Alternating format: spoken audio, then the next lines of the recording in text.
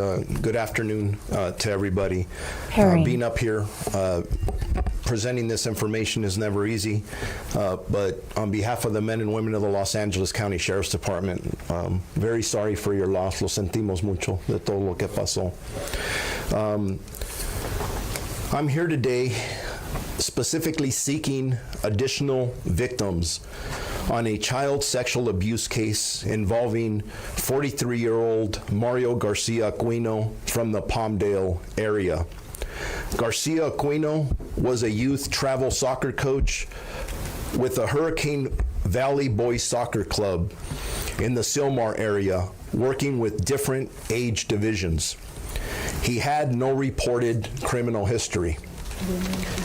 In February of 2024, Garcia Aquino befriended a Sylmar family who allowed their juvenile son to stay with him at his residence in Palmdale.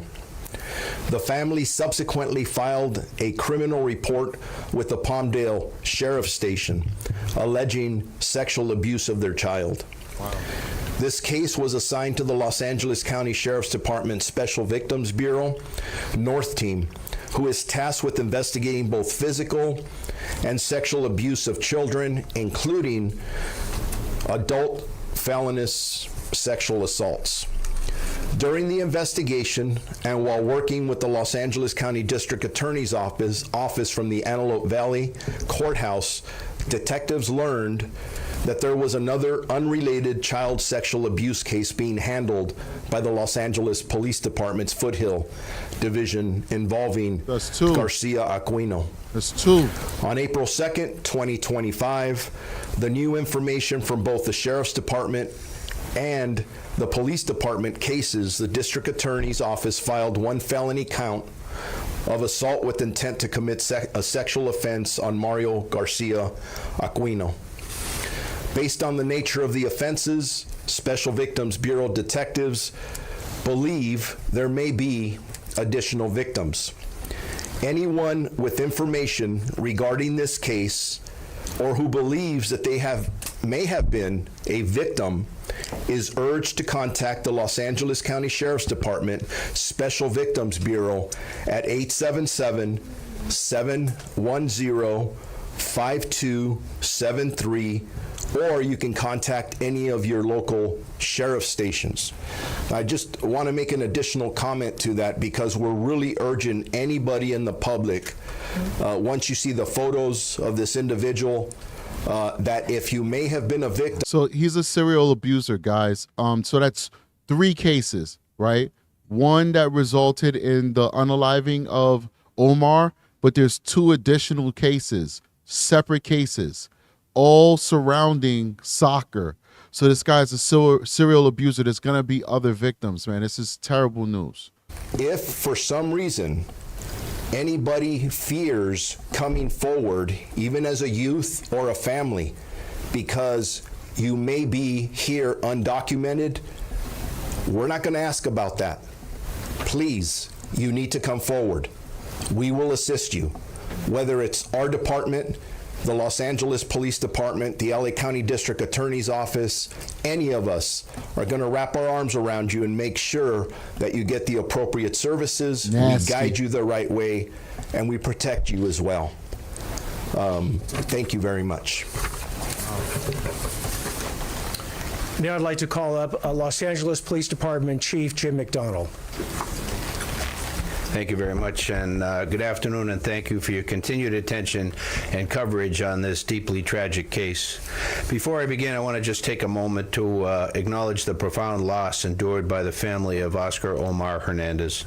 On behalf of the Los Angeles Police Department, I extend our deepest condolences. And while no words can lessen their grief, please know that we're fully committed to pursuing justice for their son. I would also like to extend my appreciation to our partners whose combined efforts led to today's charges. Thank you to the District Attorney, the FBI, Los Angeles County Sheriff's Department, the Ventura County Sheriff's Department, and the Ventura County Coroner for the help that they provided. I also want to particularly thank LAPD's Robbery Homicide Division and LAPD's Major Crimes Division for the time, patience, and expertise that they dedicated to this case. While we all hoped for a different outcome, their hard work work has helped ensure that this dangerous individual is no longer a threat to the public. When this was a missing persons case that RHD picked up and put everything they had This into monster. it, brought in major crimes and the resources with. Look at this pedophile, man. Look at him. Get a good look at him. If you're in that area, please do look at him. Whew. Hopefully you won't have no involvement with this guy, but they're looking for additional victims out there, guys. They're looking. This guy is a classic serial pedophile. All of our partners here left no stone unturned, and so I'm thankful for the collaboration that we see here and the ability we have to be able to mobilize on a case like this that is so tragic, and to be able to get. And no, this did not happen last year, Jules. This happened this year. His latest victim, who he unalived, was found just a few days ago. But some of these assaults that are also being attributed to him that he's being charged with happened last year and this year, and then the unaliving happened just a few days ago. So this is a fresh case. Some level of closure, and as Sheriff Luna mentioned, I share the same sentiments. If anybody is a victim out there, please come forward. There are no obstacles, and we will treat it as sensitively as it needs to be treated, but justice should be served in this. So I won't go into the details of the case. That's already been talked over here, but any questions you have, I'll kick it back to the district attorney. Thank you all. So we will now take, myself, Sheriff Luna, and Chief McDonald will now take questions. After we're done taking questions, Maria Ramirez, where are you? Over there. For the Spanish media, Maria Ramirez will then give a brief overview of what we've been doing and then takes questions in Spanish as well. District Attorney, before we begin, will the family say anything? Not at this press conference. Luz Delia Caballero with CBS KCAL. Question for Sheriff Luna or yourself. Specifically for that assault charge back in February of 2024, did it happen in February of 2024, or was it initially reported in February of 2024? The date at which it happened, as the charges reflect, is February 22nd, 2024, and that's in Palmdale. What can you tell us about the circumstances surrounding the arrest? Was there cooperation? Where did it happen? The arrest, again, with respect to how the individual was arrested so quickly, in some respects, after the March 28th murder, those investigative techniques will be discussed in the appropriate court when we present the additional evidence that shows that Mr. Garcia Aquino committed this murder, as well as the additional acts of which he's That is home, though, District Attorney. Where was he arrested? Where is he taken into custody? I believe it, I'll check if I might with Chief Hamilton. Good afternoon, Alan Hamilton, Chief of Detectives, LAPD. He was taken into custody in the city of Los Angeles, and he was then subsequently transferred to the custody of the Sheriff's Department. Was he at work, Alan? He was not at work.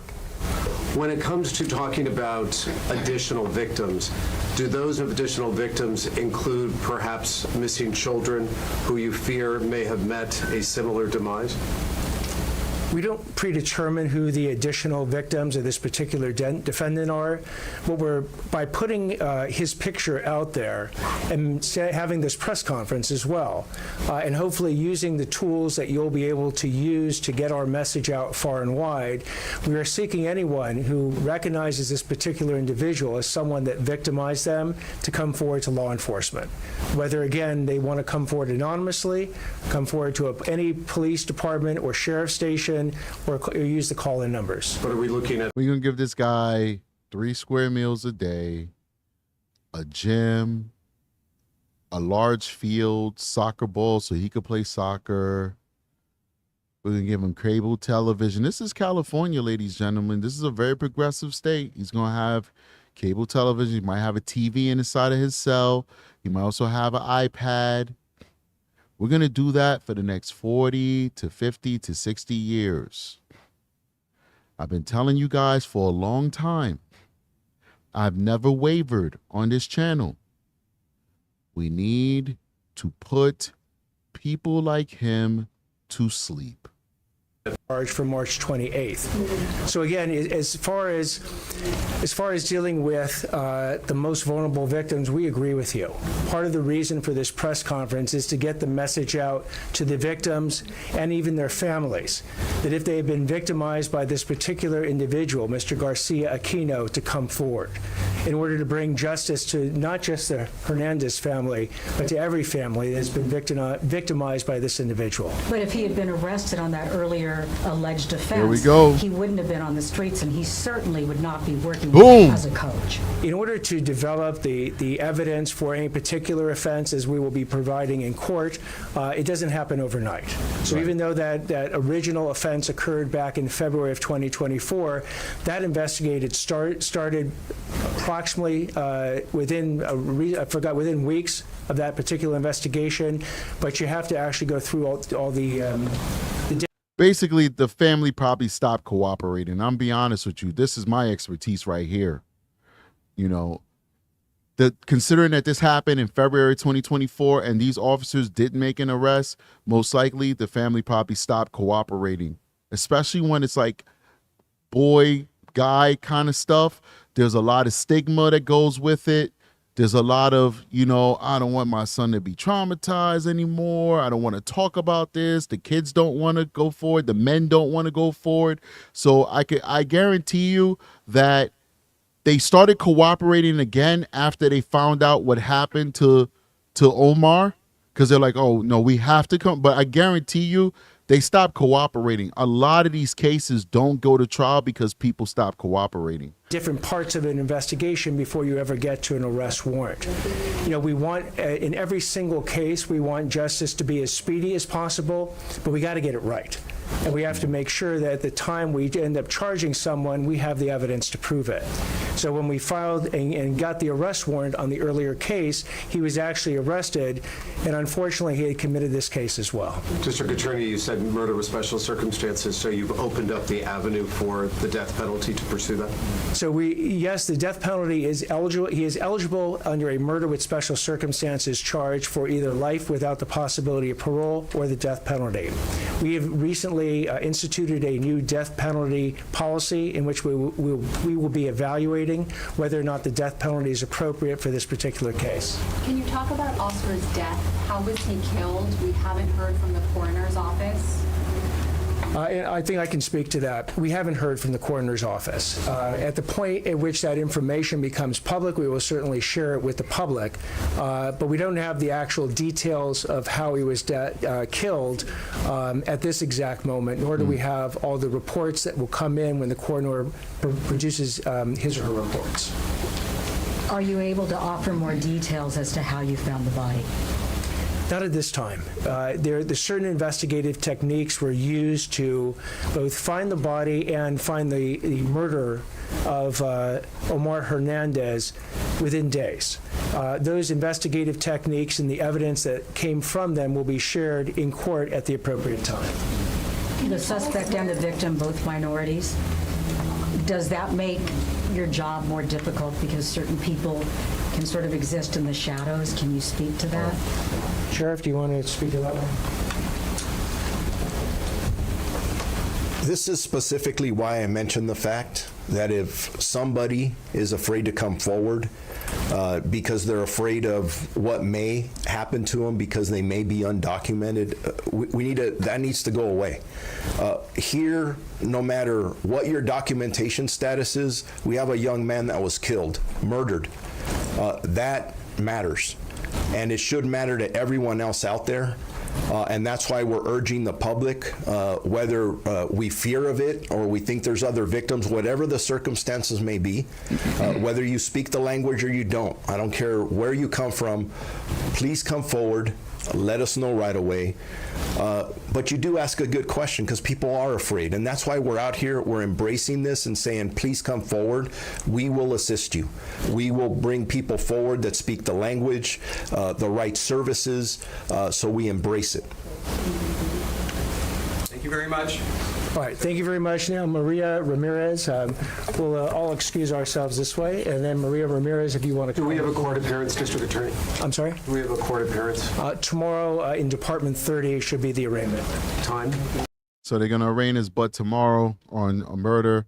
He does face the capital punishment. We know it's California, so they're not putting nobody to bed over there. But yeah, at least symbolically, he faces capital punishment. Phone number is 877-710-5273. We'll put that up on our website as well, or contact any sheriff's station. So obviously they think that Nathan these two Hochman announcing instances charges. may not have been the first. They're asking for any other possible victims to come forward. We, of course, will have so much more coming up on the NBC4 News at 5, but we want to switch gears here. Talk a little bit about the weather. We have Melissa McGee standing by. And All right, so what I want to do is I want to bring this one over here. Hopefully my computer will cooperate. Okay, it worked. I was able to slide it over. I want to start from the beginning because when we started, we missed the beginning. So here's the beginning of the press conference. Let's listen. And now it looks like he's just about ready to speak about a possible arrest and charges in the case of a 13-year-old boy whose body was found along a road in Oxnard. We showed you that story as breaking news a while ago, and now we are hearing that someone has been arrested and now facing charges in his death. All right, before we do this, guys, please hit the like button. I mean, I know everybody here is friendly to the channel. You guys come in and you forget to hit the like button. We need those like buttons so we can grow this channel out. We can't do it without you, so please do support if you can. Yeah, ask them if they can sit right. Can we arrest the family like that? All right, we see that seems family like he's members are motioning starting to the family, to right? join him up there at the podium, but this is something we've been waiting on for a little while. We did hear from the I noticed that the brother is not there. The brother's not on the stage, the older brother. And if you guys, joined me when we covered this before, the older brother was the only one that was like, what are you guys, nuts? Don't send my brother to this man's house 3 hours away. Remember that. Omar traveled almost 3 hours. Some metrics, like when people mapped it out using the metro, sometimes it was 4 hours, sometimes it was 3 hours. All depends on the train schedule. 3 hours away, they sent this boy to go to this pedophile's house that they barely knew, okay? And the only one that had sense that said no was the brother. And I noticed that brother's not on the stage, man. I feel for that brother because the worst position to be in is the one that says, I told you so. That's the worst position to be in. The rest of them could just say, well, I didn't know. How was I supposed to know? But he's the one who said, I told you so. He's the one who said no. He's the one that said absolutely not. And what ended up happening? His dad drove the son to the train station. That brother's going through it right now because he foresaw what nobody else saw. And now he feels like, what could I have done more to stop what ended up happening? We got to wrap our arms around that family because they got some issues they got to work through. Somebody said it in the comment section. They said, you better be careful, Strategic, because when you speak common sense, a lot of people's not going to like it. We speak common sense on this channel, whether it hurts people's feelings or not. We're not a part of their family. We're not friends of them. We're not neighbors. Right now, I'm probably sitting 3,000 miles away from where they are right now. We're literally on opposite coasts. I'm in New York. They're in California. I'm on the Atlantic. They're on the Pacific. I got to give you real talk so I can save lives. I got to give you real talk so that we could save lives in the future. What they did was not smart. I would never talk to victims that I deal with like this on a daily basis. That would be unprofessional, but I'm not working right now. I'm talking to you guys so I can be real. I can be honest and I can be raw. Something I can't do in my day job, something I'd never want to do in my day job because people that I deal with are experiencing trauma. They don't need that kind of real talk. They need healing. They need professional help. But this is not work. This is YouTube. The real talk is they screwed up. They sent their 13-year-old son 3.5 hours away to a stranger's house. They screwed up. And the only one that had sense in that house was the older brother who said, hell no. And nobody listened. family of that 13-year-old saying that they were going to be there, but the district attorney has not announced what case he is actually bringing forward and who is facing those charges. But we do see a lot of people there gathered around, and I'm looking to see if I recognize those family members from some of the stories that we've done about that 13-year-old who was found dead in Oxnard. All right. Thank you very much for Here we joining go. us today. My name is Nathan Hochman. I'm the District Attorney of Los Angeles County. Up here with me, we're joined by Los Angeles Police Chief Jim McDonnell, Los Angeles County Sheriff Robert Luna. Also at the podium is FBI Special Agent in Charge Ted Dox, LAPD Assistant Chief Blake Chow. So somebody in the chat says, I know the parents were new to this country. I bet they thought that he was safe because he was a boy. This family is from a third world country. I think they're from Ecuador. If I'm mistaken, please do correct me. I don't want to mistake what country they're from. I believe they're from Ecuador. Ecuador is not safe. Ecuador is not safe. They got pedophiles in Ecuador. They got gangs in Ecuador. They have gangsters and drive-bys and hustlers and human traffic. They got all that stuff going on in Ecuador. So that's not an excuse. Not trying to harp on a person in the comment section. Thank you for making a comment so I can, address it. I appreciate you. It's not personal on you. I'm just saying, Ecuador is not safe. It doesn't matter what country you're from, what culture you're from. This is parenting 101 common sense. We may speak different languages, but we're all just the same human beings. This is just common sense. It doesn't matter if you're in Ecuador, France, Russia, New York, America, whatever. You don't send your child on a long distance trip to go see somebody you barely know by himself. You don't do that. It's just not smart. Honduras. Sorry about that. Honduras, it wasn't Ecuador. Thank you so much, chat, for updating me. Honduras, another dangerous country.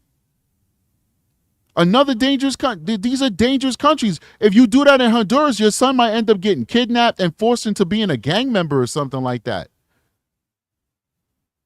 That's what they're doing out there. So you wouldn't do that in Honduras. Why are you doing that here? Why are you sending your son on a train ride for 3.5 hours to a stranger's house? LAPD Deputy Chief, Head of Detectives Alan Hamilton. From the District Attorney's Office, we had Head Deputy of Major Crimes Craig Hume, along with Deputy District Attorneys Paul Thompson and Nagim Mostadim. Also with me, directly to my left, are Oscar Omar Hernandez's sister, Alejandra Hernandez, his mother, Gladys Bautista, and Oscar's father, Oscar Daniel Hernandez. Today I am announcing the charge of murder with special circumstances against Mario Edgardo Garcia Aquino, who's 43 years old. Mr. Garcia Aquino murdered 13-year-old Oscar Omar Hernandez on March 28, 2025. And when I say that charges have been brought, I want to make it clear that charges themselves are not evidence, that a defendant is presumed innocent until and unless proven guilty in a court of law. The charges allege that Mario Edgardo Garcia Aquino, on that date of March 28, 2025, murdered Omar Hernandez in Lancaster. Mr. Garcia Aquino was his soccer coach. And on that day, Omar Hernandez went up to Lancaster to see Mr. Garcia Aquino. This kid. 2 days later, he was reported missing. And on April 2nd, 2025, he want to play soccer. That's all he want to do. He just want to play soccer. He just want to play soccer. That's it. And then you got these evil adults trying to complicate his existence. All he want to do is be 13 and play soccer. But the devil don't want to let him play ball. He got other plans for him. It's sad, man. Last week, his body was found in Oxnard off a road near Leo Carrillo State Beach. We have also announcing the charges, again, separate charges, against Mr. Garcia Aquino from a February 22nd, 2024 felony of assault with intent to commit a lewd act against a different individual, a 16-year-old young man in Palmdale. He couldn't help himself. Mr. Garcia Aquino faces at least life without the possibility of parole on the murder charge and 6 years in prison with respect to the felony count of assault with intent to commit a lewd act. And this is the problem. This is why I wish that this guy was back in his country and not here. Because in his country, he wouldn't get the 3 square meals a day and the cable television that he's going to get for the rest of his life. Because guess what? He's facing capital punishment, but Cali doesn't put people to death. They don't do that.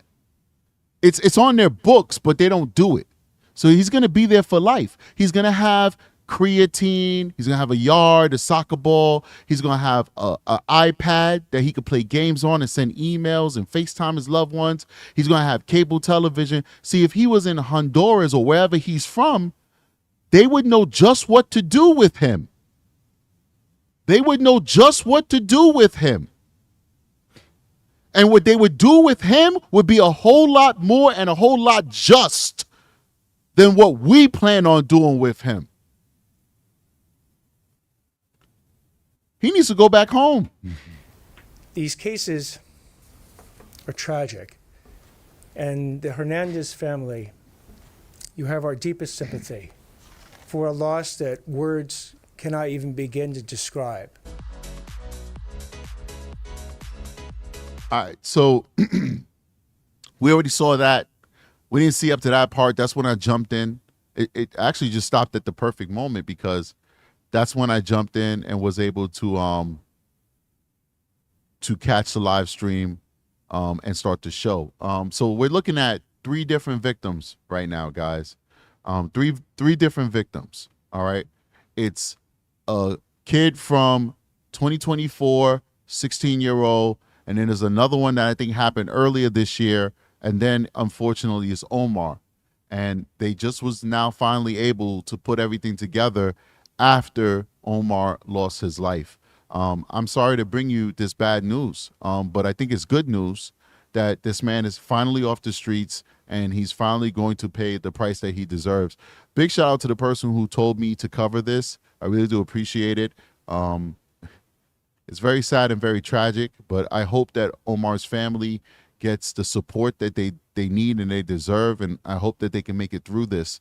I don't like harping on these families, but we have to talk about the reality of what happened so that we could save lives.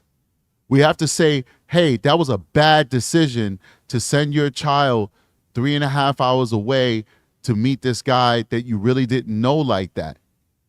That wasn't a good decision. It wasn't smart, just so that he could paint a jersey and make some money doing odd work with this guy with no supervision. Now, if they just said, go with your older brother, I'd be like, okay, no problem. If the older brother and Omar ended up deceased, I would never blame the family because they sent an older young adult with the young son to chaperone. And if this guy was going to end them, he was going to end them. There's nothing to stop bad people from doing bad things. The only thing we can do is to make it harder for them, to make it more difficult and to be cautious and protective of our own. So if they just sent him with the older brother and this tragedy still happened, it would be no blame. They did the right thing. People have to live. Children have to explore. You sent him with an older brother. It just didn't work out. But they sent this kid 3.5 hours by himself. It's just not smart in any measure, okay? And we could just sit there and be very victim forward and victim centric, which is always the right way if you're dealing with the victims. But we could sit here and not talk about that and just let that be the elephant in the room. Or in our platform, separated from this family, we could talk that real talk that could maybe educate another family not to make the same mistake. Maybe that family's watching this show right now and they're listening to Strategic a detective telling them that's not smart, don't do that, and they've got a trip planned to send a loved one to see somebody that they really don't know, and they're going to say, you know what? Ugh, I saw what happened on Omar. I saw what Strategic had to say about it. I'm not going to do that, right? It's just not a smart thing to do, and look what ended up happening. And look how many families before Omar in that community decided that that was a smart thing to do. 2 other families thought that it was smart to allow their sons to go spend the night at this man's house. It was not a smart thing to do. And now we have 3 victims, and one of them is no longer with us. So that's why I talk tough like this. I'm not trying to hurt anybody. I don't want the family to watch this stream. And if they do and they get offended, I will apologize. And if they say, I want you to take this video down, I'll take this video down for that family because they've been through enough. But if I could leave this video up and it can help somebody out there not to make the same mistake that they made, well then, you know what? It's worth it. It's worth being tough. It's worth assigning blame. Big shout out to Jennifer Mills with a $2 super chat, says, lessons being taught one case at a time. I appreciate you. That's all we're trying to do. That's all we're trying to do. I'm just trying to be real with you guys. This is already a crowded field here on true crime. If we want to lay it down, facts, just go down a list, timeline, everything is perfect, man. We all just go to Grizzly, man. If we want those exclusive documents and all the great reporting style, we all just go to Plunder. All I could give you is just being real. Yeah, I got the experience and the expertise and I'm a detective and all that good stuff. Yes, but I want to just give you the real. I want to talk to you and I want to reach you. And I want to hopefully educate you to make better decisions to protect the children. That's my lane. And I'm going to embrace it wholeheartedly. We have to have real talk on these cases to protect these children, man. We got to protect the kids. Nobody cares about these kids out here, man. And it's breaking my heart. People are just making really bad choices out here. And somebody's got to say something about it. I'm sorry I got a little emotional, guys, but it really breaks my heart when we deal with these cases.